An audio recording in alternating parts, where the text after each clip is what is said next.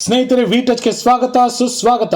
ಮಾಹಿತಿ ಹಾಗೂ ಮನೋರಂಜನೆಗಾಗಿ ವಿ ಟಚ್ ಅನ್ನು ಸಬ್ಸ್ಕ್ರೈಬ್ ಮಾಡೋದನ್ನು ಮರಿಬೇಡಿ.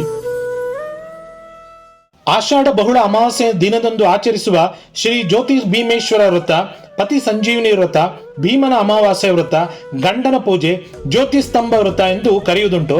ಆದರೆ ಭೀಮನ ಅಮಾವಾಸ್ಯೆ ಎಂಬುದು ಎಲ್ಲೆಡೆ ಜನಪ್ರಿಯವಾಗಿದೆ. ಈ ವ್ರತವನ್ನು ಮಾಡುವುದರಿಂದ ಕನ್ಯೆಯರು ಉತ್ತಮ ಗುಣವುಳ್ಳ ಪತಿಯನ್ನು ಮತ್ತು ಸಹೋದರರು ಕ್ಷೇಮವನ್ನು ಮತ್ತು ವಿವಾಹಿತ ಸ್ತ್ರೀಯರು ಸೌಭಾಗ್ಯವನ್ನು ಪಡೆಯುತ್ತಾರೆ. ಈ ವ್ರತವನ್ನು ಮನೋನೇಮಕಾರಕರಾದ ಪಾರ್ವತಿ ಮತ್ತು ರುದ್ರದೇವರ ಅನುಗ್ರಹ ಪ್ರಾಪ್ತಿಗಾಗಿ ಆಚರಿಸುತ್ತಾರೆ.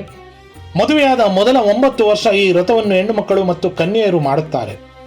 ಮಣ್ಣಿನಿಂದ ಲಿಂಗಾಕಾರದಲ್ಲಿ ವಿಗ್ರಹ ಮಾಡಿ ಅದರಲ್ಲಿ ಪಾರ್ವತಿ ಪರಮೇಶ್ವರನ್ನು ಆಹ್ವಾನಿಸಿ ಪೂಜಿಸುತ್ತಾರೆ. ನೈವೇದ್ಯಕ್ಕೆ ಕಡುಬು ಅಥವಾ ಇಡ್ಲಿ ಸಿದ್ಧಪಡಿಸುತ್ತಾರೆ. ಈ ಕಡುಬಿನಲ್ಲಿ ಚಿಲ್ಲರನ್ನು ಇಟ್ಟು ಅದನ್ನು ಹೊಸ್ತಿಲಲ್ಲಿ ಎರಡೂ ಬದಿಯಲ್ಲಿ ವೀಳ್ಯದೆಲೆ ಮೇಲಿಟ್ಟು ಹರಿದ್ರ ಕುಂಕುಮದಿಂದ ಪೂಜಿಸಿ ಮನೆಯ ಗಂಡು ಮಕ್ಕಳ ಕೈಲಿ ಆ ಕಡುಬನ್ನು ಅವರ ಮಂಡಿಯೂರಿ ಮೊಣಕೈನಿಂದ ಒಡೆಯಬೇಕು.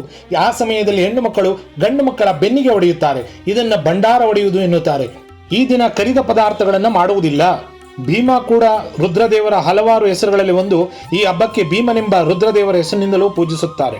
ಈ ವ್ರತದ ಮಹಿಮೆಯನ್ನು ಸಾಕ್ಷಾತ್ ಮಹಾರುದ್ರದೇವರೇ ಹೇಳಿದ್ದಾರೆ. ಆ ಕಥೆಯನ್ನ ಸಂಕ್ಷಿಪ್ತವಾಗಿ ತಿಳಿಯೋಣ.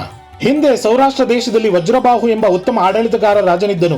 ಅವನಿಗೆ ಸುಂದರನು ಗುಣವಂತನೂ ಆದ ಜಯಶೀಲನೆಂಬ ಮಗನಿದ್ದನು. ಆದರೆ ಇನ್ನು ವಿವಾಹವೂ ಆಗದ ಪುತ್ರನು ಮೃತನಾಗಲು ರಾಜನು ತನ್ನ ಪಿತೃಗಳಿಗೆ ಯಾರು ತಿಲೋದಕವನ್ನು ಕೊಡುತ್ತಾರೆ ಎಂದು ಆಘಾತದಿಂದ ತನ್ನ ಮಗನಿಗೆ ವಿವಾಹ ಮಾಡಿದರೆ ಆ ಹೆಣ್ಣಿನ ಮೂಲಕ ಪಿತೃಗಳಿಗೆ ಸದ್ಗತಿ ನೀಡಬಹುದೆಂದು ಯೋಚಿಸಿದನು. ಯಾರು ತನ್ನ ಮೃತ ಪುತ್ರನ ವಿವಾಹಕ್ಕೆ ಹೆಣ್ಣು ಕೊಡುತ್ತಾರೋ ಅವರಿಗೆ ಯಥೇಚ್ಛವಾಗಿ ದಾನ ಕೊಡುವುದಾಗಿ ಘೋಷಿಸುತ್ತಾನೆ.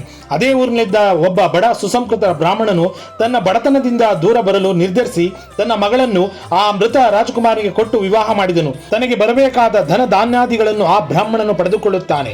ವಿವಾಹದ ನಂತರ ರಾಜ, ವಧು ಮತ್ತು ಸೈನಿಕರು ರಾಜಕುಮಾರನ ಹೆಣವನ್ನು ಸುಡಲು ಸ್ಮಶಾನಕ್ಕೆ ಕರೆದುಕೊಂಡು ಬರುತ್ತಾರೆ. ಕನ್ಯೆಯಾದರೂ ಸಕಲಾಭರಣಗಳಿಂದ ಅಲಂಕೃತಳಾಗಿ ಹರಿದ್ರ ಕುಂಕುಮ ಶೋಭಿತಳಾಗಿ ಪಾರ್ವತಿ ಪರಮೇಶ್ವರನ್ನು ಧ್ಯಾನಿಸುತ್ತಾ ಚಿತೆಗೆ ಅಗ್ನಿಸ್ಪರ್ಶ ಮಾಡಿದಳು. ಆದರೆ ದೈವಲೀಲೆಯಿಂದ ಆ ಸಂದರ್ಭದಲ್ಲಿ ಭಾರೀ ಮಳೆಯಿಂದಾಗಿ ಅಗ್ನಿಯು ಆರಿ ಹೋಯಿತು. ಸೂರ್ಯಾಸ್ತವಾಗಿ ಗಾಢ ಕತ್ತಲೆ ಆವರಿಸಿತು. ಮಳೆ ಮಾತ್ರ ನಿಲ್ಲಲಿಲ್ಲ. ಆ ಹುಡುಗಿ ರಾಜಕುಮಾರನನ್ನು ಮದುವೆಯಾಗಿ ರಾಜಕುಮಾರಿಯಾಗಿದ್ದಾಳೆ. ಆದುದರಿಂದ ರಾಜಕುಮಾರನ ತಂದೆ ರಾಜಕುಮಾರನ ಹೆಣವನ್ನು ಬಿಟ್ಟು ಬರುವಂತೆ ತಿಳಿಸುತ್ತಾನೆ. ಆದರೆ ಪತಿಯ ಹೆಣವನ್ನು ಬಿಟ್ಟು ತಾನು ಬರುವುದಿಲ್ಲವೆಂದು ಹುಡುಗಿ ಹೇಳುತ್ತಾಳೆ. ರಾಜ ಮತ್ತವನ ಪರಿವಾರದವರು ಮಳೆಯಿಂದ ತಪ್ಪಿಸಿಕೊಳ್ಳಲು ಹುಡುಗಿಯನ್ನು ಬಿಟ್ಟು ಓಡುತ್ತಾರೆ. ರಾಜಕುಮಾರನ ಶವವನ್ನು ನೋಡುತ್ತಾ ಆಕೆ ಮನಸ್ಸಿನಲ್ಲಿಯೇ ನೊಂದು ಗಾಢ ಕತ್ತಲೆಗೆ ಎದುರಿ ಪಾರ್ವತಿ ಪರಮೇಶ್ವರನ್ನು ಪ್ರಾರ್ಥಿಸುತ್ತಾಳೆ. ಪರಮೇಶ್ವರ, ಹಿಂದೆ ಮಾರ್ಕಂಡೇಯನಿಗೆ ಚಿರಂಜೀವಿತ್ವ, ಅಗ್ನಿ ಮನ್ಮಥರಿಗೆ ಮರುಜನ್ಮ, ಶ್ವೇತವಾಹನನಿಗೂ ಚೈವನ ಋಷಿಗಳಿಗೂ ದೀರ್ಘಾಯುಷ್ಯ ನೀಡಿರುವೆ. ನಾನು ಏನು ತಪ್ಪು ಮಾಡಿದ್ದೇನೆ? ನನಗೆ ಯಾಕೆ ಈ ಘೋರ ಶಿಕ್ಷೆ? ಕಾಪಾಡು ಎಂದು ಪ್ರಾರ್ಥಿಸಿದಳು. ಭಕ್ತವತ್ಸಲನಾದ ಶಿವನು ಪಾರ್ವತಿಯೊಂದಿಗೆ ಅಲ್ಲಿ ಪ್ರತ್ಯಕ್ಷರಾದಾಗ ನನಗೆ ಸೌಭಾಗ್ಯ ಸಂಪತ್ತು ನೀಡು ಎಂದು ಪ್ರಾರ್ಥಿಸುತ್ತಾಳೆ. ಆಗ ಶಿವನು, ನಿನಗೆ ಸೌಭಾಗ್ಯ ಸಂಪತ್ತು ನೀಡಬಲ್ಲ ಅತ್ಯಂತ ಶುಭ್ರವಾದ ವ್ರತವೊಂದಿದೆ. ಆಷಾಢ ಮಾಸದ ಅಮಾವಾಸ್ಯೆಯ ದಿನ ಮಂಗಳ ಸ್ನಾನ ಮಾಡಿ ಪೂಜಾ ಸ್ಥಳವನ್ನು ಶುದ್ಧ ಮಾಡಿ ಭಕ್ತಿಯಿಂದ ಉಮಾಮಹೇಶ್ವರನ್ನು ಅರ್ಚಿಸಬೇಕು.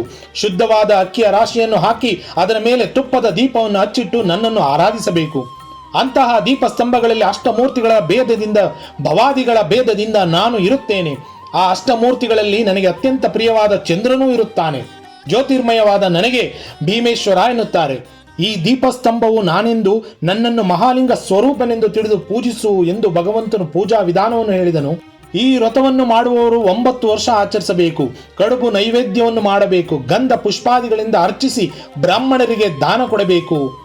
ಹೀಗೆ ಮಾಡಿದರೆ ನಿನ್ನ ಪತಿಯು ಸಜೀವಿಯಾಗಿ ಬರುವನು, ಇದಕ್ಕೆ ಸಂಶಯವಿಲ್ಲ ಎಂದೇಳಿ ಭಗವಂತನು ಮಾಯವಾದನು. ಅದರಂತೆ ಆ ಹೆಣ್ಣು ಮಗಳು ಅಲ್ಲಿ ಲಭ್ಯವಿದ್ದ ಮಣ್ಣಿನ ದೀಪಸ್ತಂಭ ಮಾಡಿ ಸಮೀಪದಲ್ಲಿದ್ದ ಆಲದೆಲೆಗಳನ್ನು ವೀಳ್ಯದೆಲೆಯಾಗಿಯೂ ಅದರ ಕಾಯಿಗಳನ್ನ ಅಡಿಕೆಯಾಗಿಯೂ ಮಾಡಿಕೊಂಡು ಅಲ್ಲಿದ್ದ ಗರಿಕೆಯ ಹುಲ್ಲನ್ನು ಹೂಗಳಂತೆ ಭಾವಿಸಿ ಮಣ್ಣಿನಿಂದ ಕಡುಬು ಮಾಡಿ ದೀಪಗಳನ್ನು ಮನಸ್ಸಿನಲ್ಲಿ ಸ್ಮರಿಸಿ ಪೂಜಿಸಿದಳು. ಹೀಗೆ ಪೂಜೆ ಮಾಡುತ್ತಿರುವಾಗ ಯುವ ದಂಪತಿಗಳು ಅಲ್ಲಿಗೆ ಬರುತ್ತಾರೆ ಮತ್ತು ಆಕೆ ಏನು ಮಾಡುತ್ತಿದ್ದಾಳೆಂದು ಕೇಳುತ್ತಾರೆ. ತನ್ನ ವಿಧಿಯನ್ನು ಆ ದಂಪತಿಗಳಿಗೆ ವಿವರಿಸುತ್ತಾಳೆ ಮತ್ತು ತಾನೀಗ ಒಂಟಿಯಾಗಿದ್ದು ಮಣ್ಣಿನ ಮುದ್ದೆಗಳನ್ನು ಒಡೆಯುವವರು ಯಾರೂ ಇಲ್ಲ ಎಂದು ಹೇಳುತ್ತಾಳೆ. ಒಬ್ಬ ಯುವಕನು ಅದನ್ನು ತಾನು ಒಡೆಯುವುದಾಗಿ ಹೇಳುತ್ತಾನೆ. ಆ ಮುದ್ದೆಯನ್ನು ಒಡೆದು ಆತ ದೀರ್ಘ ಸುಮಂಗಲಿ ಭವ ಎಂದು ಹರಸುತ್ತಾನೆ. ಆಗ ಹುಡುಗಿಯು ನಗುತ್ತಾ ತನ್ನ ಪತಿಯ ಮರಣ ಹೊಂದಿದ್ದು ಇದು ಹೇಗೆ ನಡೆಯಲು ಸಾಧ್ಯ ಎಂದು ಕೇಳುತ್ತಾಳೆ. ಮರಣ ಹೊಂದಿದ ರಾಜಕುಮಾರನತ್ತ ಅವರು ನೋಡಿ ಆತ ನಿದ್ದೆ ಮಾಡುತ್ತಿದ್ದು ನೀನು ಏಕೆ ಅವನನ್ನು ಎಚ್ಚರಗೊಳಿಸಬಾರದು ಎಂದು ಕೇಳುತ್ತಾರೆ. ಹೋಗಿ ಅವನನ್ನು ಎಬ್ಬಿಸು ಎಂದು ಹೇಳುತ್ತಾರೆ. ಆಶ್ಚರ್ಯದಿಂದ ಆಕೆ ರಾಜಕುಮಾರನನ್ನು ನೋಡುತ್ತಾಳೆ ಮತ್ತು ಆತ ಕಣ್ಣುಗಳನ್ನು ತೆರೆಯುತ್ತಿರುತ್ತಾನೆ. ಆಕೆಗೆ ತನ್ನ ಕಣ್ಣುಗಳನ್ನು ನಂಬಲು ಆಗುವುದೇ ಇಲ್ಲ. ಕೂಡಲೇ ಅಲ್ಲಿಗೆ ಬಂದಿದ್ದ ಯುವ ದಂಪತಿಗಳು ಯಾರು ಎಂದು ಅವರಿಗೆ ಗೊತ್ತಾಗುತ್ತದೆ. ಆದರೆ ಅಷ್ಟೊತ್ತಿಗೆ ಅವರು ಹೋಗಿರುತ್ತಾರೆ. ಆ ಪೂಜಾ ಫಲವಾಗಿ ರಾಜಕುಮಾರನು ಜೀವವನ್ನು ಪಡೆದು ನಿದ್ರೆಯಿಂದೆದ್ದವನಂತೆ ಎದ್ದು ಕುಳಿತನು.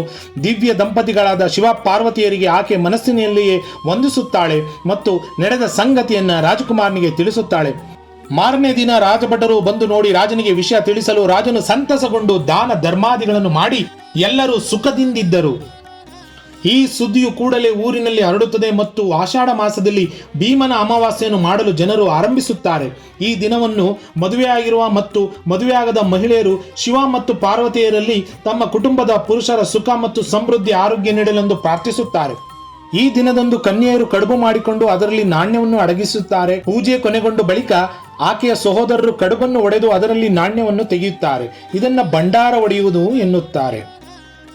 ಸ್ನೇಹಿತರೆ, ಭೀಮನ ಅಮಾವಾಸ್ಯೆಯನ್ನು ಭೀಮ ಹುಟ್ಟಿದ ದಿನವೆಂದು ಆಚರಿಸುತ್ತಾರೆ ಹಾಗೂ ಬಕಾಸುರನನ್ನು ಕೊಂದು ಬ್ರಾಹ್ಮಣರನ್ನು ರಕ್ಷಿಸಿದ ದಿನವೆಂದು ಕೂಡ ನಂಬಲಾಗಿದೆ. ಪತಿ ಪತ್ನಿಯರ ಸಂಬಂಧವನ್ನ ಗಟ್ಟಿಗೊಳಿಸುವ ಇಂತಹ ಆಚರಣೆಗಳು ಉಳಿಯಲೆಂದು ಹೇಳುತ್ತಾ ವಿ ಟಚ್ ಅನ್ನ ಲೈಕ್ ಮಾಡಿ, ಶೇರ್ ಮಾಡಿ, ಸಬ್ಸ್ಕ್ರೈಬ್ ಮಾಡಿ. ಧನ್ಯವಾದಗಳು.